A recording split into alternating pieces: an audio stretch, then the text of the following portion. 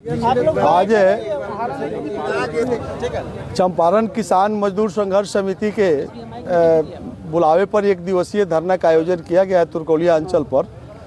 इसे धरना के आयोजन करने के पीछे जो कारण है, ब्रिटिश गवर्नमेंट के समय में 1896 के बाद में सर्वे हुआ था और बड़े पैमाने पर सर्वे हुआ और सर्वे रजिस्टर 1920 में तैयार हो गया और उस समय ये क्लियर हो गया कि कौन वित्तीय राजा का ज़मीन है और कौन रैयतों की ज़मीन है और कौन ब्रिटिश गवर्नमेंट का ज़मीन है।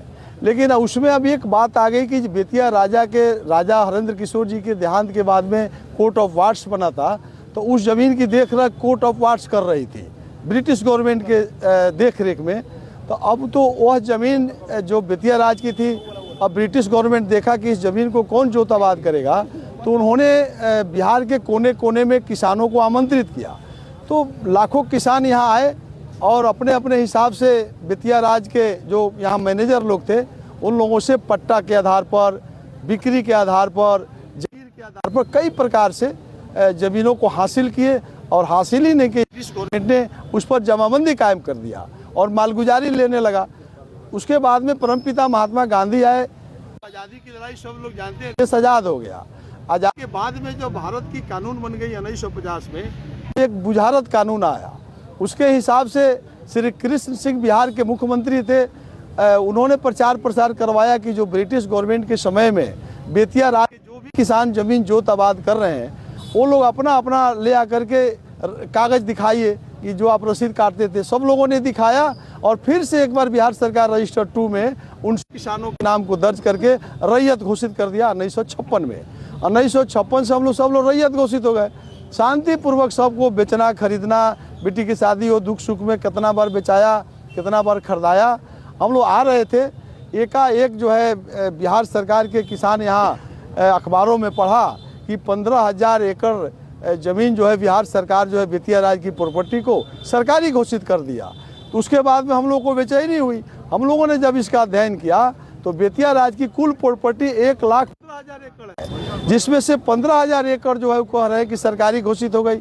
लेकिन शब्दों का मान है, भीतरी खेल है। इनकी जमाबंदी और खरीद बिक्री पर रोक लगा दिया 1,15,000 पर और कह रहा है कि 15,000 एकड़ पर ही हम सरकार की घोषित कर रहे हैं। तो मेरा पहला डिमांड है कि बाकी 1 लाख को फिर करिए, उसको क्यों आप रोके हुए हैं? और कहीं डीएम वगैरह से मांगा जा रहा है, सीओ से मांगा जा रहा है, कोई चिट्ठी इसका नहीं है, कहीं कुछ मिल ही नहीं रहा है कागज़, उसको आप क्यों रोके हुए हैं? इसलिए यहाँ का किसान जो है सुख में दुख में, बेटी की शादी में हम लोग उस ज़मीन को नहीं बेच पा रहे हैं। तो मेरा कहना है कि 15,000 एकड़ से अलग जो बेतिया राज की प्रॉपर्टी है, उसको पहला काम की आप फ्री कर दीजिए।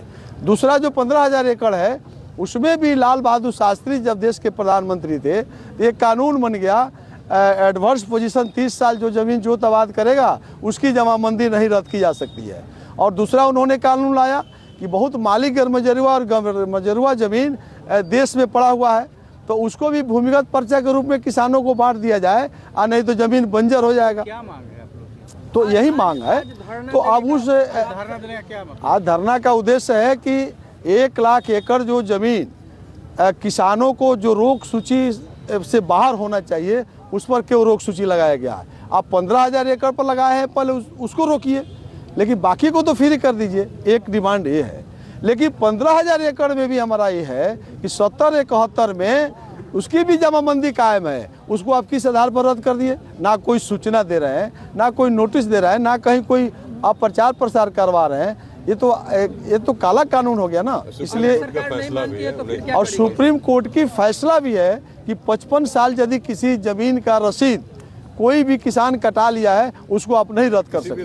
सरकार नहीं मानती है तो फिर क्या करेंगे? सरकार को मानना ही ना होगा। सरकार कैसे नहीं मानेगी? सरकार हमारी है, सरकार बदलेगी, दूसरी सरकार आएगी करेगी। हम अपने जमीन पर सरकार के किसी दबाव में आने वाले नहीं हैं। हम अपने ज़मीन के हक से पीछे हटने वाले नहीं हैं। चाहे नीतीश कुमार जिस हद तक जाएंगे, उस हद तक हम लोग इस लड़ाई को लड़ेंगे। छात्रों पर लाठी चला है, उस तरह आप पर चलेगा? देखिए, लाठी भी खाएंगे। जब ये चंपारण, एक बात समझ लीजिए, यही चंपारण परमपिता महात्मा गांधी के साथ खड़ा नीतीश कुमार जी है।